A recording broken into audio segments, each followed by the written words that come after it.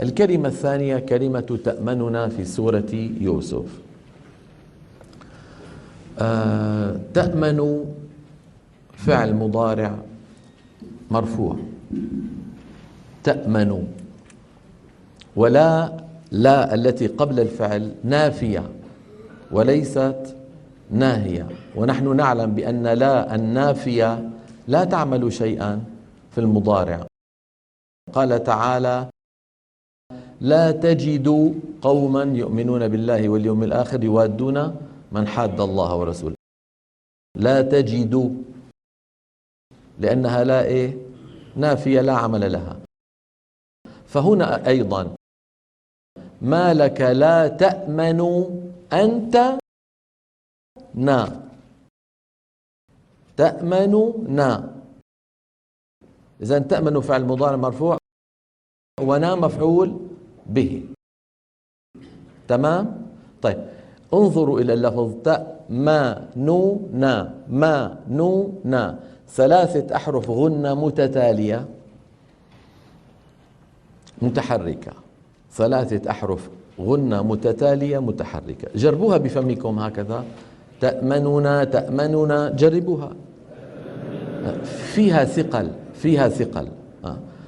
فرويت لنا هذه الكلمة مخففة بإحدى طريقتين. الطريقة الأولى أن نسكن الحرف الأوسط من حروف الغنة ال3 المتتالية المتحركة. مانو، هي النو اللي هي الحرف الأخير من الفعل نسكنها، ولكن ليس للإعراب، يعني مو للجزم وإنما للتخفيف. فشو بتصير؟ تأمن. وصادف أن كان بعدها نون متحركة فاجتمع في النطق نونان، نون ساكنة ونون فندغم النون الساكنة في المتحركة فيصير النطق بنون واحدة مشددة بحاجة إلى إلى غنة أكمل ما تكون. وأظهر الغنة من نون ومن ميم إذا ما شددا. إذن هنا عندي غنة أطول ما تكون، أليس كذلك؟ لكن رويت لنا هذه الكلمة إشارة إلى الضمة التي حذفت للتخفيف وليس للإعراب بضم الشفتين مقارنا لسكون النون الأولى الممطوطة اللي هي محل الضم كانت. انتبهنا كيف؟ فلو حبينا نقسم الكلمة على مراحل حتى نستوعبها، منقول المرحلة الأولى: ما لك لا تأمن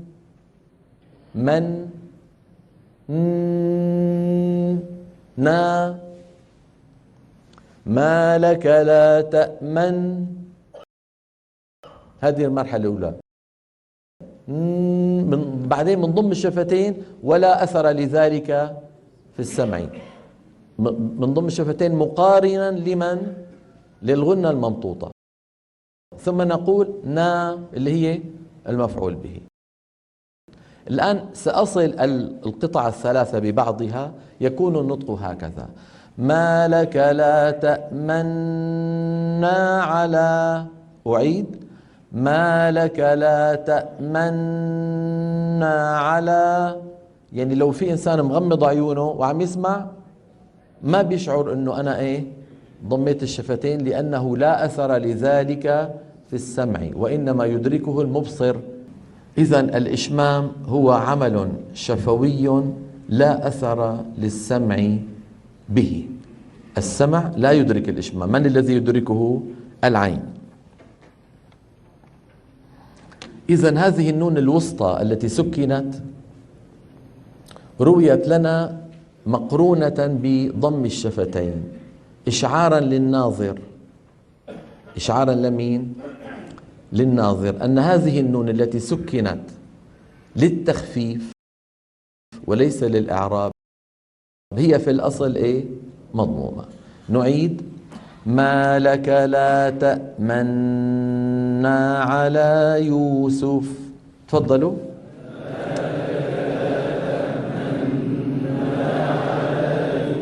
يعني خلي شفايفك مضمومين طالما الغنة ممطوطة، فإذا انتهى المط انتهى الضم. ما لك لا تأمنا على يوسف.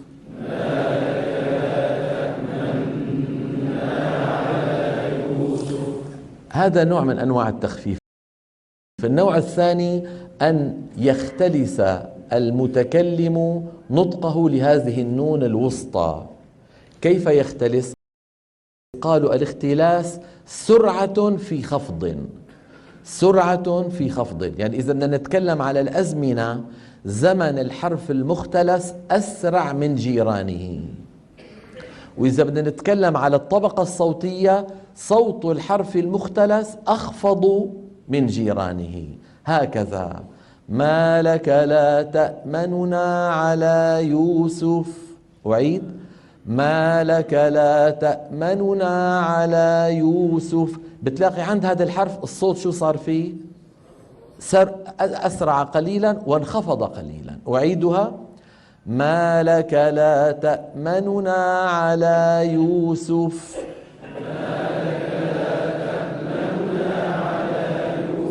إذن هذا اسمه الروم. بالروم أيها الإخوة يكون النطق بكم نون؟ بنونين، لكن النون الأولى صوتها أسرع قليلا من جيرانها وأخفض قليلا من جيرانها. واضح؟ لكن أغلب الطرق اللي روت ذلك روته إما بالإشمام أو بالوجهين، إما بالإشمام أو ففيك تقول إنه الإشمام أشهر. هذا من ناحية. من ناحية ثانية هي كتبت في المصحف الشريف بسن واحدة، بسن واحدة. يعني الرسم بيساعد مين أكثر؟ بيساعد الإشمام، لأنه الإشمام في نون واحدة مشددة، بينما تأمننا فيها كم نون؟ فيها نونان، والخط في كم سن؟ سن واحدة. هذا الذي قلته لكم سنراه على اللوحات مع بعض. أصلها تأمننا، وهي فعل مضارع مرفوع استثقل توالي 3 أحرف غنة متحركة، وتخلص من ذلك بإحدى الطريقتين: الأولى الروم تأمننا، وذلك بإبقاء ضمة النون الأولى وخفض صوتها قليلا مع سرعة بالنسبة لما جاورها من الحروف. لاحظوا بالنسبة إذا بدنا نكتب الكلمة هذه على الروم نكتبها هكذا، نكتب نون زيادة صغيرة وعليها ضمة، لأنه بالأصل ما في إلا سن واحدة. واضح أخواني؟ نعم. الوجه الثاني الإشمام، وذلك بتسكين النون الأولى وإدغامها في الثانية مع ضم الشفتين من غير صوت، بعيد البدء بنطق النون المدغمة. بعيدة يعني بعدها على طول، بعدها على طول، بعيد النطق بالنون ومقارنا للغنة المطولة، كما شرحته لكم الآن وكما لفظته ولفظتموه. فائدة: يضع علماء الضبط دائرة مطموسة الوسط أو شكلا معين قبل النون من كلمة تأمننا للدلالة على الإشمام فيها هكذا. إما أن نجد هذه الدائرة المطموسة الوسط أو نجد الشكل المعين.